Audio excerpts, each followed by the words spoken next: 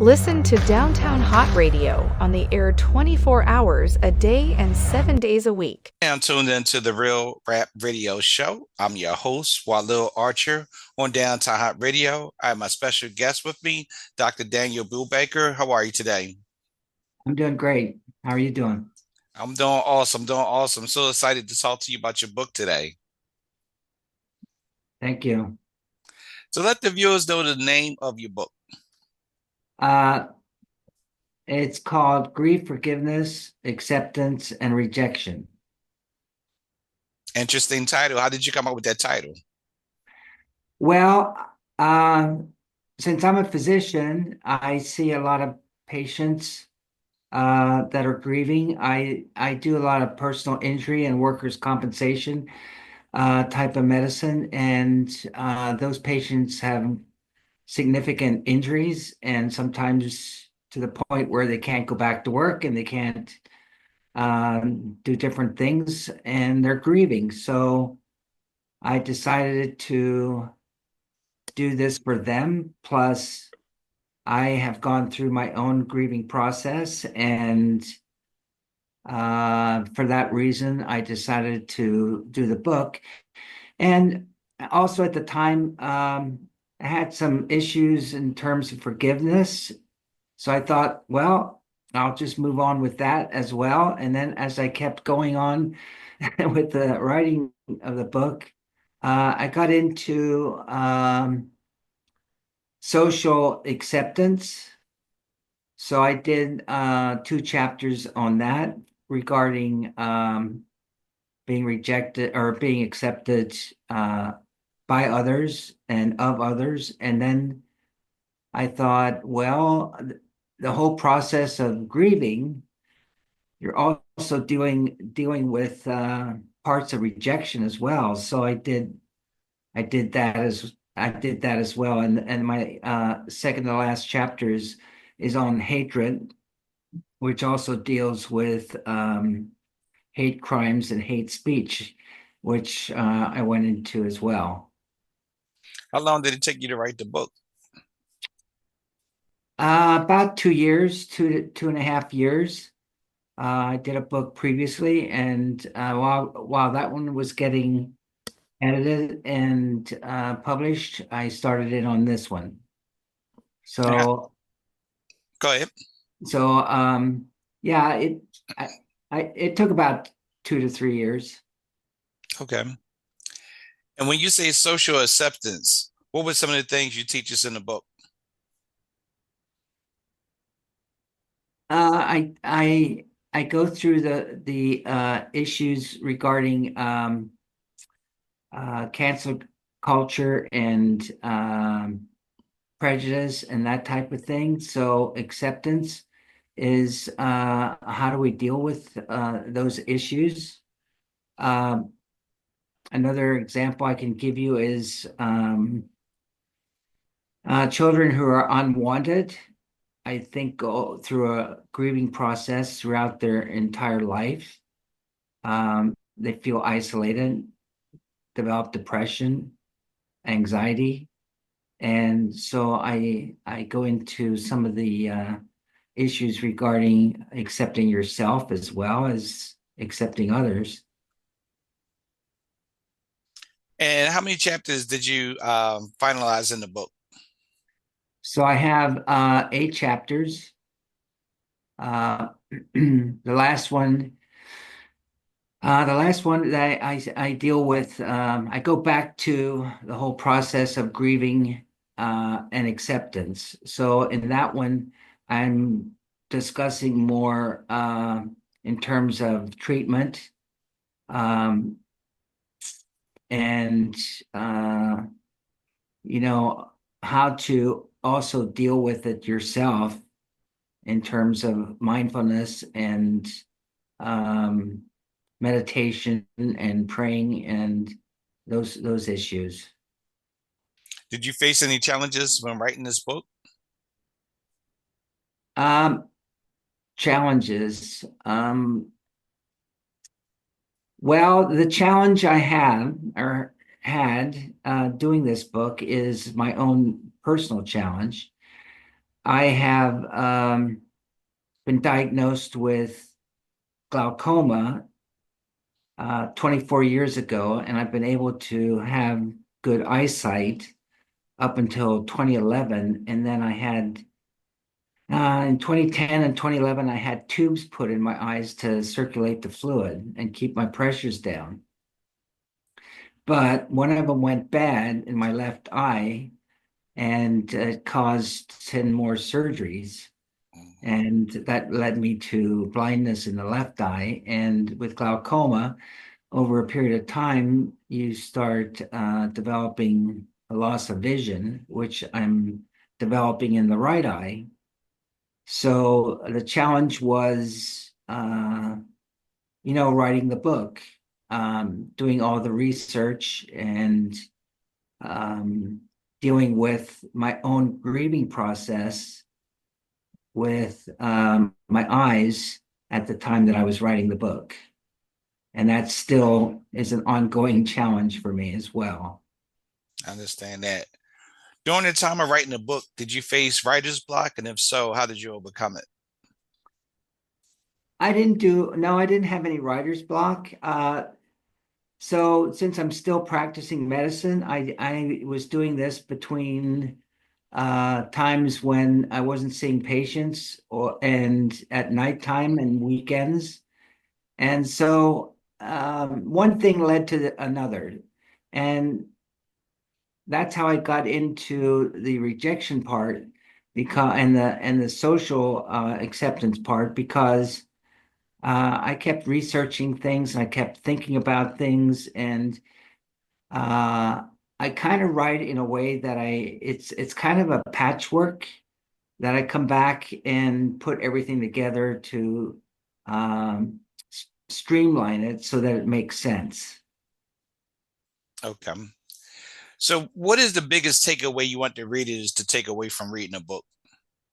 So the biggest takeaway is I want them to understand the grieving process, and with knowledge, you can better cope with the grieving process. And with the grieving process, forgiveness is almost identical to the grieving process. So that's another thing that I was dealing with that um, using knowledge and the knowledge that I have, I wanted to process that through the book and give it to other people to read. So it's the book is not about me. It's about helping others, and it's got medicine in it, but it's understandable. I didn't write it like a medical book, even though I've published in medical books, textbooks in the past.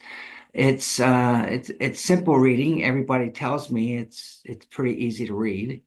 But at the end, I also have an addendum for those people who are in medicine or medical school or about to go into medicine.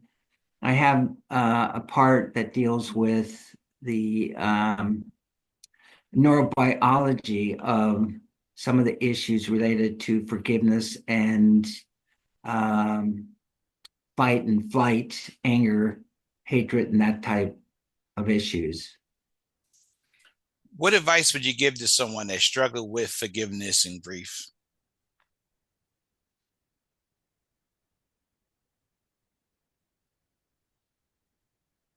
I would say read my book. um, there's a lot in it. I the whole issue is understanding where you're at. So, in other words, Kubler-Ross wrote about the stages of grieving, but she discovered that through end of life patients, and she came up with denial, anger, bargaining, depression, and acceptance. So I added to that because in different grieving processes. Sometimes patient will be in shock. They may not go through the whole process that she recommended or processed. And then at the end, I have moving on. So perseverance, I think, to get through the whole process. And like I can give you an example with these Los Angeles fires that are going on. There were I was watching on CNN. They were interviewing people that lost their houses in the fires. And this one person they were interviewing seemed pretty calm, but in the background, there was a person who was screaming and yelling and crying, who was in complete shock. The person they were interviewing, I felt, was in denial. So all of these are processes that we go through, and understanding them helps you cope. But if you don't understand them, then the process can go on longer and longer. But with the knowledge, you can better cope with the situation. Nice. And where can people purchase your book from? Amazon, Barnes and Noble, and Archway. Okay. Any plans for a second book from this? I'm working on another one. This one is called The Philosophical Critique of Morality and Immorality in Religion. So that's been kind of a neat process that I've been going through, especially with the way politics are today. I think I'm putting some things together that will be interesting for people to read as well. Great title. Great title. How do you come up with, or where do you go for your research when you're putting your book together? Well, in the past, I had to go through, when I was doing publishing in medical journals and textbooks, you had to go through Index Medicus. And then there's, that was converted over to PubMed on the internet. So I go to PubMed for some of the material. I Google, ask questions, and it takes me to different locations. I take some from Encyclopedia Britannica, from Wikipedia, Stanford Encyclopedia of Philosophy, the internet, what's it called? Internet of philosophy, the philosophy on the internet, and different things like that are both scientific and philosophical, to get the information that I'm looking for. Okay.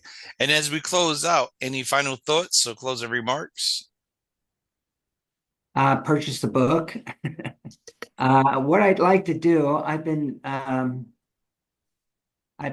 contacting foundations like the Dole Foundation, which deals with veterans that have PTSD, to try to get the book to them. I'm looking at possibly the Red Cross to distribute the book to those people in Los Angeles that went through the fires, and people in Florida with the hurricanes. I'd like to get it out there to help people. I think it's the people that have read it so far tell me that it helps them. So I think it's apropos for the times. Yeah, definitely good read for them. Yes. Well, that's our time today on the Real RAPP Radio Show. So I'd like to thank you for doing the interview today. Well, I appreciate you inviting me on, and it's been a pleasure. Thank you. My pleasure. So that's my time today on the Real RAPP Radio Show. And I'll see you guys next time on Downtown Hott Radio. Peace and blessings, everyone. Listen to Downtown Hott Radio on the air 24 hours a day and 7 days a week. Tune in by downloading the Downtown Hott Radio's mobile app. Listen on our website, www.downtownhottradio.com.